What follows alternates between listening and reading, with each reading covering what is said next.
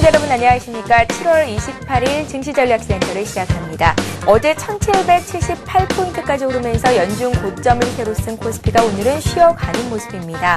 간밤에 미국 증시가 기업들이 비교적 좋은 실적을 냈지만 소비자 신뢰지수가 2달 연속 하락했다는 소식을 전하면서 혼조세로 마감을 했었는데요. 오늘 국내 증시에도 영향을 미치고 있는 것으로 분석됩니다. 외국인들의 매수가 주춤한 가운데 개인과 기관이 팔면서 지수를 밑으로 끌어내리고 있는데요. 장 초반 강보합으로 출발했지만 현재는 하락으로 방향을 바꾼 상태입니다. 잠시 뒤 전문가 모시고 자세한 얘기 나눠보겠습니다.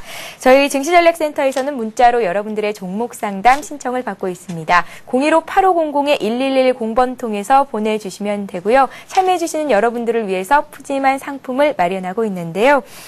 서울 대학로 컬투홀에서 공연 중인 코믹 뮤지컬 프리즌 할인 티켓을 1인 2매씩 3분께 드리고 있고요. 또 하나의 선물입니다. 증권 칼럼니스트 김중근 씨가 쓴 책이죠. 주식시장 승자의 조건이라는 책 매일매일 한 분께 드리고 있으니까요. 관심 있으신 분들은 문자에 남겨주시면 되겠습니다. 자, 먼저 이 시각 시황 소식 듣고 가겠습니다. 박미라 아나운서 연결합니다. 네, 시황센터입니다. 어제 장중 연고점을 새로 쓴 코스피 지수, 장 막판 들어서는 소폭 조정받으면서 마감을 했는데요. 오늘도 역시나 쉬어가는 모습 보여지고 있습니다. 간밤 뉴욕 증시는 7월 소비자 신뢰지수가 예상보다 큰 폭으로 하락하면서 혼조세로 마감을 했습니다. 이에 오늘 우리 시장도 소폭 조정받으면서 방향성을 탐색하는 모습 보여지고 있습니다. 먼저 자세한 코스피 흐름부터 확인해 보겠습니다. 11시 구간 코스피는 2포인트 하락한 1765포인트를 기록하고 있습니다. 오늘 출발은 괜찮았습니다. 1773포인트로 상승 출발한 이후에 1775포인트까지 올라가기도 했는데요. 하지만 뚜렷한 매수 주체가 나오고 있지 않은 데다가 기관의 매물이 강해지면서 10시 구간 이후로 하락으로 흐름을 바꾼 상태입니다. 수급 상황도 좀 더 자세히 확인해 보겠습니다. 오늘 기관이 오늘도 무섭게 매도하고 있습니다. 투신을 중심으로 펀드 환매가 늘어나고 있는 상황인데요. 현재 기관이 729억 원 매도하고 있고 여기에 개인이 하루 만에 매도로 돌아서면서 169억 원 매도하고 있습니다. 여기에 외국인이 홀로 매수하고 있는데요. 120억 매수하고 있고 또 프로그램 쪽에서도 매수가 들어오고 있는 상황입니다. 이어서 코스닥 흐름도 확인해 보겠습니다. 코스닥 아직까지는 상승 흐름을 유지하고 있습니다. 현재 0.5포인트 오른 488포인트를 기록하고 있습니다. 오늘 코스피가 장중 하락으로 흐름을 바꿨지만 코스닥은 그래도 상승 탄력을 유지하는 모습인데요. 오늘 490포인트의 장을 출발한 이후에 현재 480포인트 후반에서 움직이고 있습니다. 현재 이렇게 코스닥은 연일 480포인트 후반에서 박스권 움직임을 보여주고 있는데요. 전문가들은 이러한 흐름이 더 오래 지속될 것으로 내다보기도 했습니다. 수급으로 좀 더 자세히 확인해 보겠습니다. 현재 개인과 외국인이 매수하고 있습니다. 개인이 273억 원 매수하고 있고 외국인은 소폭 오늘 관망하는 분위기에 힘이 실리고 있습니다. 1억 원 매수하고 있습니다. 반면 기관이 여기 220억 매도하면서 주가 상승에 조금 부담을 주고 있는 상황입니다. 이어서 원달러 환율도 체크해 보겠습니다. 환율이 7거래일 만에 반등했습니다. 현재 6원 오른 1187원을 기록하고 있습니다. 장 초반부터 외환 당국의 개입 매수가 강하게 요입된 것으로 추정되면서 오늘 환율은 상승 압력을 받고 있는 것으로 풀이됩니다. 간밤 뉴욕 증시가 혼조세로 장을 마감한 데다 여기에 환율이 소폭 오른 점도 오늘 환율 상승에 영향을 준 것으로 풀이됩니다. 이어서 오늘 특징을 보인 업종과 테마주들 확인해 보겠습니다. 뉴욕 증시 혼조에도 국내 코스피 지수가 크게 밀리지 않으면서 그래도 오늘 주가 상승, 증권주에 오늘 증권주에 관심이 모여지고 있는데요. 대우증권이 0.4% 오르고 있습니다. 삼성증권과 미래에셋증권도 0.8% 이상 강세를 보여주고 있고 현대증권도 1% 이상 오르면서 오늘 증권주에 기관의 매수가 유입되고 있습니다. 은행주 역시 크게 오르고 있습니다. 유럽 은행들의 호실적을 바탕으로 국내 은행주 역시 동반 상승하고 있습니다. 신한지주와 KB금융이 1% 이상 오르고 있습니다. 하나금융지주도 1% 이상 강세를 보여주고 있고 기업은행이 사흘째 강세를 보여주면서 0.9% 오르고 있습니다. 2분기 실적에 대한 기대감이 전해지고 있습니다. 오늘 전국 8곳에서 국회의원을 새로 뽑는 재보궐선거가 실시되고 있죠. 이번 선거에서도 4대강 사업이 주요 사업으로 이슈가 부각되면서 선거 결과에도 그 주목이 되고 있는데요. 4대강 관련주 확인해 보겠습니다. 3호 개발이 3.9% 이상 강세를 보여주고 있습니다. 이화공용이 4% 급등하고 있고 특수건설과 삼목전공도 1%, 2% 이상 오르고 있습니다. 올해에는 그 어느 해보다 해외로 나가는 여행객이 많았다고 하죠. 이렇게 여행 수지 적자를 개선하기 위해서 중국인 관광객을 늘리겠다고 밝혔는데요. 이와 관련해서 오늘 카지노주가 더 크게 오르고 있습니다.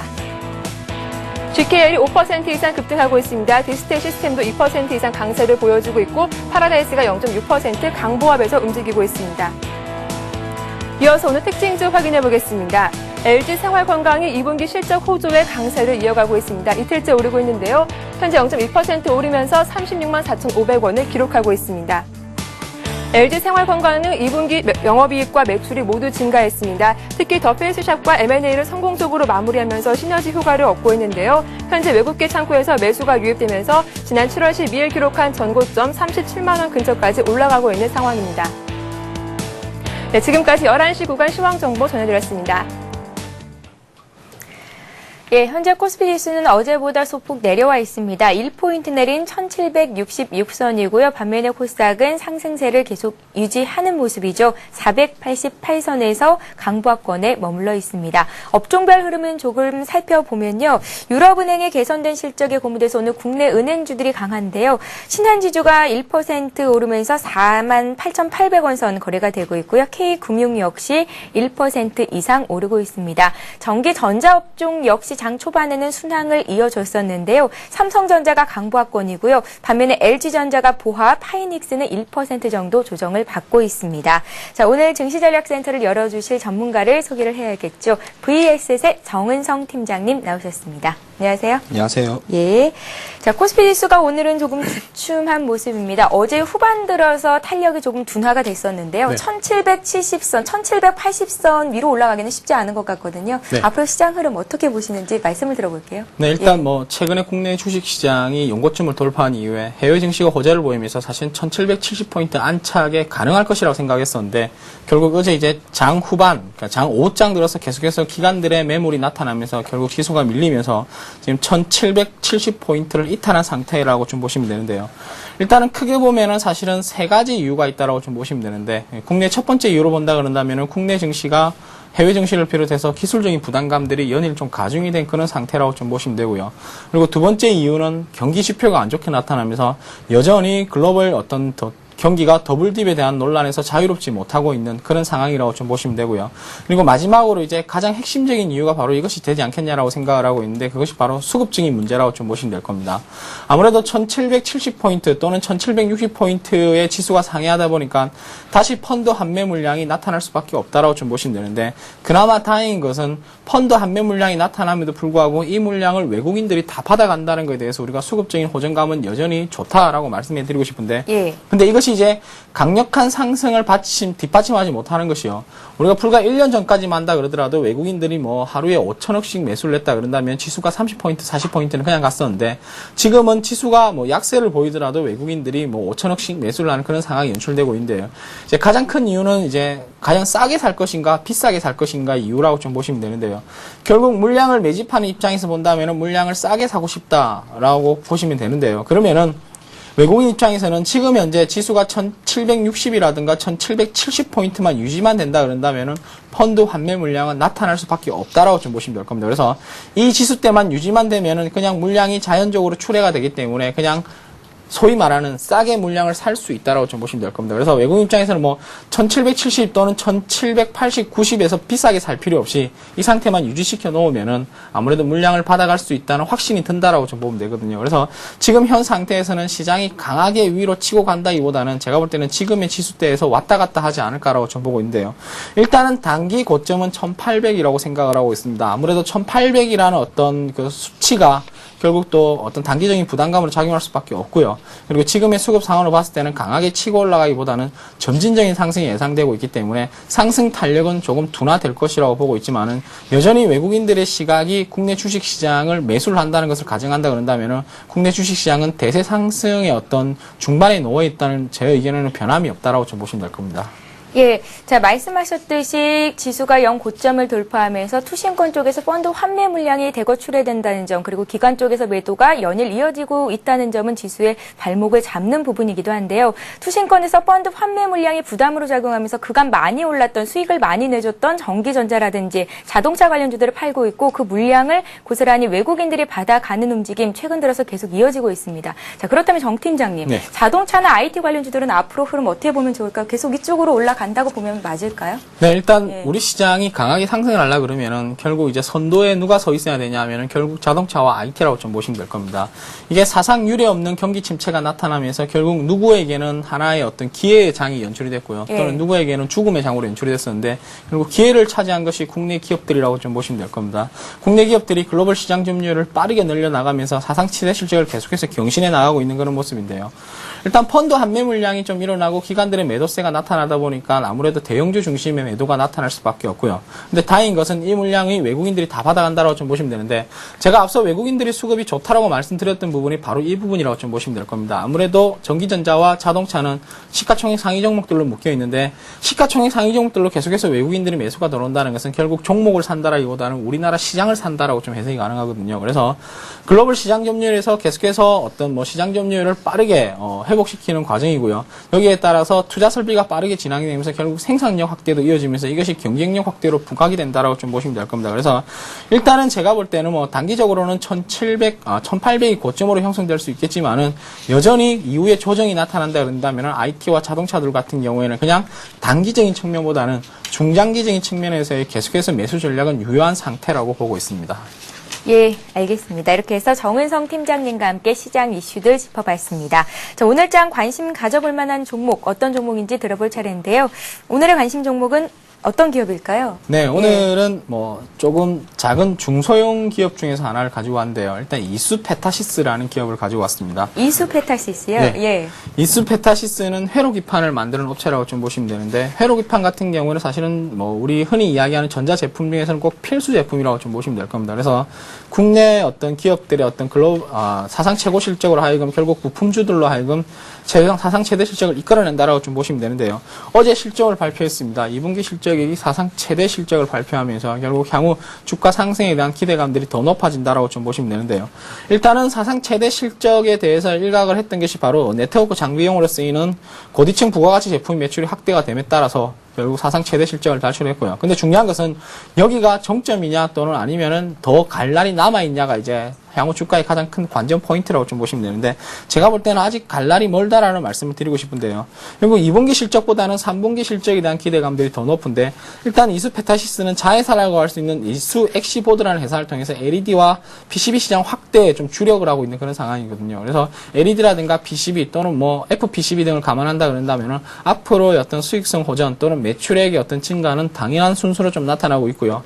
그리고 무엇보다도 중요한 것은 이렇게 사상 최고 실적을 계속해서 발표함에도 불구하고 주가는 여전히 저평가되어 있는 그런 상태라고 좀 보시면 되는데 일단은 물론 작년 기준이라고 보시면 되지만은 작년 기준으로 보다 아직 퍼가 7배가 안 된다라고 좀 보시면 될 겁니다. 그래서 여전히 좀 갈 날이 많다라고 좀 보시면 되는데 일단 차트를 보면서 말씀해 드리면요. 차트는 사실은 연초 이후에 주가가 꾸준히 상승한 것에 대한 어떤 부담감은 사실은 존재한다라고 좀 보시면 될 겁니다. 그런데 중요한 것은 연초 이후에 꾸준히 주가가 상승했다 그런다지만 아직도 저평가 영역인 상태이기 때문에 주가는 계속해서 위로 갈 가능성이 크고요. 그리고 이 주가의 움직임을 잘 살펴보면은 한번 급등한 이후에 조정받았다가 다시 급등한 이후에 조정, 급등 조정을 반복을 하는데 최근에도 급등과 조정이 나타나 있는 그런 상태라고 좀 보시면 될 겁니다. 그래서 이런 패턴으로 본다면은 지금은 추세선 하단부까지 주가가 위치하면 상승할 가능성이 크고요. 그리고 조정을 받고 다시 상승할 때는 계속해서 전고점을 돌파하는 현상들이 나타나고 있거든요. 이런 것도 역시 계속해서 주가가 우상향으로 가고 있는 하나의 패턴을 나타낸다라고 좀 보시면 될 겁니다. 그래서 지금 현재 단기 급등한 이후에 조정을 받으면서 지금 현재 주가가 3,460원대에 형성되어 있는데 매수가는 제가 볼 때는 뭐 3,450원 또는 3,440원대가 적당하지 않을까라고 좀 보고 있고요. 그리고 1차적인 목표 주가는 뭐 좀 짧게 4,000원 가량으로 설정하도록 하고요. 손절가는 3,200원으로 설정해 드리도록 하겠습니다. 예, 정은성 팀장님의 오늘장 관심 종목 이수페타시스까지 들어봤습니다. 자, 오늘 국내 증시는 혼조세를 보이고 있는데요. 주변국 아시아 증시는 어떤 움직임 보이고 있는지 보겠습니다. 예, 현재 아시아 주요국 증시가 혼조세를 나타내고 있습니다. 일본 니케이 지수가 오늘 굉장히 강하네요. 1.9% 상승한 9,682선에서 오전장을 마감했습니다. 외환시장에서 달러엔 환율이 오늘 엔화가 달러 대비해서 약세를 보이고 있는 것이 호재로 소화가 되고 있는데요. 수출주를 중심으로 매수가 몰리고 있고요. 어제에 이어서 은행주들이 증시 강세를 이끌고 있는 것으로 나타나고 있습니다. 중국 증시는 어제 차익 매물로 7거래일 만에 하락한 이후에 현재도 보합권 수준에서 등락을 거듭하고 있는데요. 중국 상해종합지수가 0.09% 내린 2,573선입니다. 그 밖에 홍콩 H지수와 항생지수도 소폭의 내림세를 보이고 있고요. 대만과 호주도 0.1% 정도 하락세입니다. 네, 아시아 시장 상황 좀 더 자세히 알아보겠습니다. 리딩투자증권의 우성재 연구원 만나봅니다. 안녕하세요. 네, 안녕하세요. 예, 일본 증시가 하루 만에 반등하면서 9,600선 위로 껑충 뛰어 올랐거든요. 오늘 일본 증시 흐름 어떻게 보십니까? 예, 오늘 일본 니케이 지수 강한 모습 보여주고 있습니다. 9,600선의 눌림목을 오늘 갭 상승으로 돌파한 이후에 시장에서의 상승 추세가 이어져 나가는 모습을 보여주고 있는데요. 현재 일본 니케이 지수 오전장 1.88% 상승한 9,675포인트대 장 마감하는 모습 보여주었습니다. 자, 아무래도 어제 발표했었던 일본의 수출이 7개월째 증가세로 무역 수지가 흑자로 전환됐던 것이 시장에서 호재로 작용되고 있는 모습을 보여주고 있습니다. 일본의 지난 6월 수출 규모가 전년 동기에 비해서 큰 폭으로 상승한 것으로 집계가 됐는데요. 일본 재무성은 6월 수출 규모가 5조 8,700억 엔으로 전년 동기 대비 27.7%나 증가했다고 발표를 했습니다. 이는 7개월 연속 증가세를 나타내는 것인데 특히 기계와 철강 제품의 성장세가 눈에 띄는 모습을 보여주었습니다. 지금 같은 기간 수입은 전년 동기 대비 26.1% 늘어난 5조 1,800억 엔을 기록하면서 일본은 이 기간 동안 6,870억 엔의 무역 흑자를 기록하는 모습을 보이고 있습니다. 일본의 내수 시장은 아직까지 부진한 모습을 보이고 있지만 해외 시장에서의 수출 물량이 크게 증가하는 모습을 보이면서 무역 수지가 흑자로 전환되는 모습을 보였었는데 엔화 강세 기조가 다시금 이어지는 모습을 보이면서 이러한 부분이 다시금 부담스러울 수도 있다는 언급은 나오고 있는 상황입니다. 특히 자동차 전자제품의 수출 경쟁력이 많이 떨어지고 있는 모습을 보이고 있는 만큼 일본 정부에서 엔화 강세 기조 정책을 어떻게 바꿀지 여부에 따라 시장에서 움직임은 좀 달라질 수 있을 것 같습니다.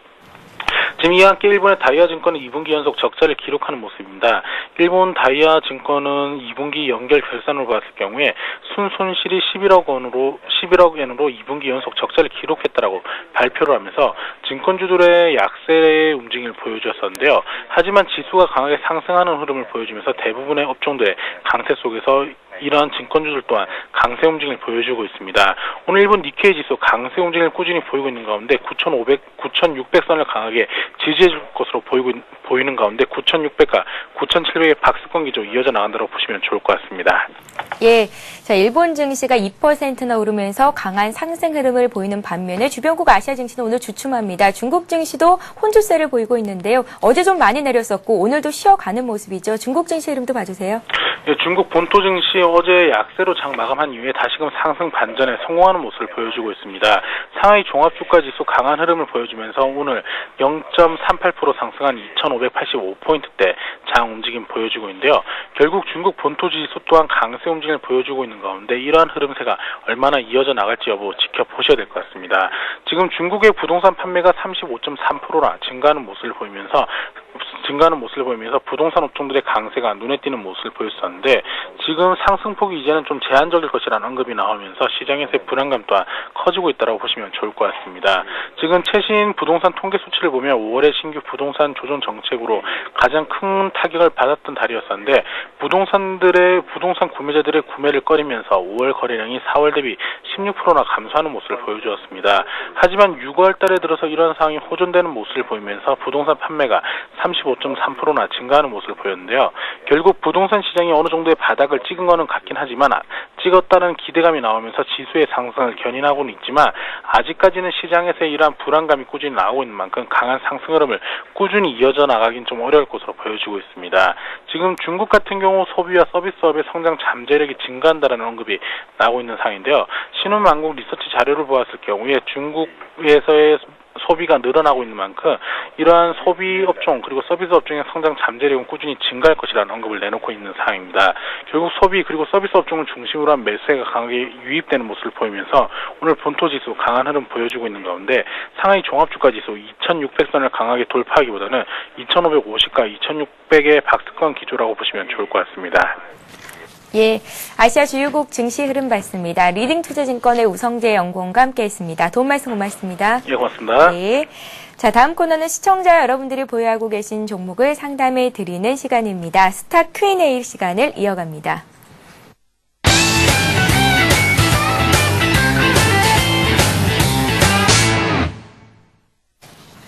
예, 스타 Q&A 시간에는 015-8500-1110번 통해서 들어온 문자 종목들 상담을 해드리고 있습니다.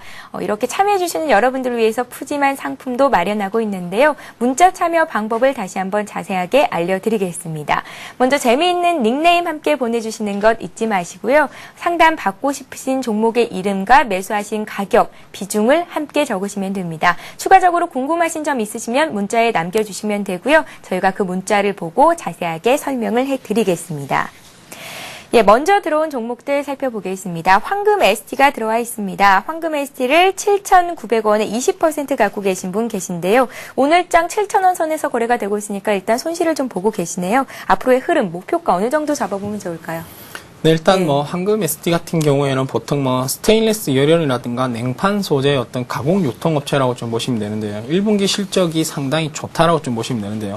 일단은 1분기 실적에 대한 기대감들이 강화되고 있는 상황에서 2분기 실적에 대한 기대감도 연일 좀 높아지고 있는 그런 상황이고요. 그리고 최근에 경기 회복에 대한 물론 뭐 더블딥의 논란은 많다라고 볼 수 있지만은 여전히 경기 회복에 대한 기대감으로 비철금속 가격이 상승할 것이라는 기대감들이 결국 주가에 최근에 상승을 좀 이끌었다라고 좀 보시면 되는데요. 일단은 뭐 새로 신규 사업에 본격적인 어떤 그 철강 사업에 좀 진출해 있는 그런 상태인데 당진의 신규 생산 라인이 이제 가동이 되면서 이제 초도 물량을 생산한 상태이기 때문에 앞으로의 성장성이 좀 부각이 되고 있는 그런 상황이고요. 그리고 무엇보다 중요한 것은 이 황금 ST 역시 실적 대비 좀 흔히 이야기하는 저평가되어 있는 상태이기 때문에 앞으로 주가는 하락보다는 상승 쪽에 무게중심이 좀 가 있다라고 좀 보시면 될 겁니다. 그래서 최근에 일단 4월 달에 고점을 찍은 이후에 주가가 사실은 급락을 했는데요. 급락한 이후에 제가 볼 때는 뭐 급락을 어느 정도 마무리하고 바닥을 다지면서 지금은 이제 상승 추세로 좀 전환이 되지 않을까라는 기대감들인데 지금 현재 이날 7월 21일 날 장대 양봉을 만들면서 결국 긴 상승을 만들어내면서 그간의 서러움을 떨치고요. 장대 양봉을 만들어낸 상태에서 다시 이제 좀 어느 정도 상승에 대한 부담감이 나타나면서 조정이 나타나고 있지만은 여전히 장대 양봉의 반을 훼손하지 않는 상태에서 조정이 나타나고 있거든요. 그래서 앞으로 추가적인 하락보다는 상승 쪽에 좀 무게중심이 가 있는 그런 모습이기 때문에 제가 볼 때는 일단은 목표가는 단기적으로는 좀 매수가 대비 좀 높이, 그러니까 9,000원으로 1차 목표가를 좀 설정을 하면서 대응하시는 것이 좋을 거라고 좀 보고 있고요. 그리고 손절가는 6,200원을 이탈하면은 일단 그래도 비중을 좀 줄여야 되지 않을까라고 판단하고 있습니다. 예, 실적 대비해서 저평가되어 있는 종목이다. 황금 ST 설명 들어봤습니다. 자, 이번에는 해운주 중에서 대한해운을 보겠습니다. 대한해운을 58,000원에 30% 갖고 계신 분이 계신데요. 주가가 많이 회복은 됐지만 아직 매수가 대비해서는 손실이 있는 상황입니다. 해운주의 전반적인 흐름 봐주시고요. 대한해운도 함께 말씀 부탁드릴게요. BDI 지수가 좀 떨어졌다는 소리를 들었거든요. 네, 일단 예. 해운주 같은 경우에 참 갈듯하면서 사람 속을 애태우는 종목이 바로 해운주라고 좀 예. 보시면 되는데요. 연초에 BDI 지수가 강력하게 상승한 이후에 사실 4,000포인트까지 상승을 했었는데 다시 최근에 1,700포인트까지 하락을 했다가 이제 다시 반등이 나타나고 있는 그런 상태라고 좀 보시면 되는데 아무래도 해운주 같은 경우에는 BDI 지수에 좀 많이 연결이 될 수밖에 없는 그런 상태라고 좀 보시면 될 겁니다. 그래서 BDI 지수의 하락은 결국 주가의 하락으로 이어지는데 최근에 반등이 나타나면서 이제 일정 부분 좀 반등이 나타나고 있다라고 좀 보시면 되는데요. 일단은 BDI 지수 같은 경우에는 뭐 물동량 지수라고 좀 보시면 되는데 이게 물동량 지수가 경기 회복하고 좀 민감하게 반응이 되어 있기 때문에 아무래도 경기에 대한 영향을 많이 받는 것이 해운주라고 좀 보시면 될 겁니다. 그래서 일단 1분기까지는 실적이 사실은 좀 안 좋았습니다. 계속해서 뭐 실적의 어떤 적자폭은 둔화되고 있는 상태지만 여전히 적자를 기록하고 있는 그런 상태라고 좀 보시면 되고요. 그리고 대한해운이 뭐 아무래도 그 계속해서 글로벌 경기 침체 이후에 적자를 기록하다 보니까 재무 상태도 많이 악화되어 있는 그런 상태이기 때문에 일단은 뭐 안 좋은 상태다라고 말씀드리는데 근데 중요한 것은 지금이 좀 바닥권이 아닐까라는 인식이 좀 강해지고 있다라고 좀 보시면 될 겁니다. 그래서 BDI 지수가 앞으로도 계속해서 반등이 나타난다 그런다면 주가는 추가적인 상승이 가능할 것이라고 좀 보고 있고요. 그리고 하나 이제 재미있는 이야기를 해드리면은 우리가 물동량 지수는 꼭 해운업종하고 관계가 있는 것은 아니거든요. 예. 사실은 뭐 차로 옮기는 물동량도 있을 수가 있고요. 그리고 하늘을 나는 물동량도 있을 수 있는데 항공주도 많이 갔고 자동차주도 많이 갔었는데 유독 해운주만 못 가고 있다고 좀 보시면 될 겁니다. 그래서 그런 의미에서 본다 그런다면은 해운주도 하락보다는 상승 쪽에 좀 무게중심이 두지 않을까라고 좀 보고 있거든요. 그래서 일단은 목표가는 전고점 부근인 약 65,000원 부근으로 목표가를 설정하는 것이 좋지 않을까라고 판단하고 있습니다. 예, 갈 듯 안 가는 종목이라는 말씀하셨는데 조금만 더 기다려 보시면 될 것 같습니다. 주가가 바닥을 찍고 위쪽으로 올라가고 있죠. 대한해운까지 살펴봤습니다. 다음 종목 상담 이어가기 전에 오늘의 비타민 퀴즈 문제를 안내를 해드릴게요. 예, 오늘의 문제입니다. 웹상에서 이용자들이 인적 네트워크를 형성할 수 있게 해주는 서비스, 뭐라고 부를까요? 1번 소셜 네트워크 서비스, 2번 메신저 서비스입니다. 보통 SNS라고 줄여서 부르기도 하는데요. 웹상에서 폭넓은 인간관계를 형성할 수 있도록 도와주는 서비스를 말합니다. 대표적으로 여러분들이 많이 이제 들어보셨어요. 그리고 사용하고 있을 트위터나 싸이월드, 페이스북을 들 수가 있습니다. 자, 정답 아시는 분들은 재미있는 닉네임과 함께 보내주시면 되는데요. 무료 문자 번호 015-8500-1110번 통해서 보내주시면 되고요. 문자 참여하실 때 상담 받고 싶으신 종목도 함께 보내주시면 저희가 추첨을 통해서 상품도 드리고 또 종목 상담도 해드리도록 할 테니까요. 많은 참여를 부탁드리겠습니다. 자, 문자 종목 상담 이어가겠습니다. 자, 이번에는 휴캠스를 보겠습니다. 휴캠스를 28,000원에 15% 매수하셨다는 분이 계십니다. 예, 상담 부탁드릴게요. 네, 휴캠스도 이제 보면은 사실은 전방산업의 업황 호조를 좀 이어간다라고 좀 보시면 되는데, 전방산업의 업황 호조만큼은 사실은 어떤 뭐 주가의 상승을 안 넣었던 종목 중에 하나가 바로 휴캠스라고 좀 보시면 되는데요. 일단은 휴캠스는 뭐 DNT라든가 아니면은 NB 또는 질산, 뭐 초안 등을 생산하는 그냥 화학업체라고 좀 보시면 될 겁니다. 아무래도 화학업체 같은 경우는 업황 호조의 기대감들을 우리가 전방산업에 대한 기대감이 강하게 나타나면서 다른 화학업체는 많이 상승을 했었는데, 상승 대비 좀 상승을 못했다라고 좀 보시면 맞을 것 같은데요. 일단은 뭐 업황 호조로 계속해서 안정적인 실적을 시현해내고 있는 그런 상태이고요. 그리고 최근 몇 년간 지속적으로 계속해서 매출의 증가를 만들어내는 동시에 아주 안정적인 재무 구조를 동시에 보유하고 있다라고 좀 보시면 될 겁니다. 그래서 지금 현재는 뭐 이런 종목은 제가 말씀드리지만은 그냥 우직하게 가지고 있으면 차라리 좀 수익이 좀 많이 나는 종목이 되지 않을까라고 좀 보고 있는데요. 예. 일단은 기술적인 움직임을 살펴본다 그러더라도 작년 12월에 하락 추세가 지금 전환이 되면서 상승 추세로 좀 복귀가 돼 있는 그런 상태라고 좀 보시면 되고요.